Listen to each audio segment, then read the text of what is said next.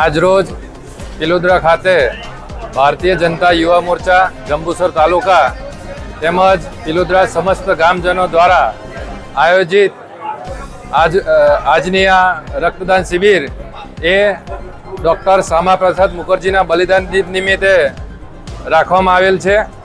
આ પ્રસંગે જંબુસર વિધાનસભાના લોકપ્રિય આદરણીય ધારાસભ્ય શ્રી ડી.કે. સ્વામી વિશેષ ઉપસ્થિત રહ્યા।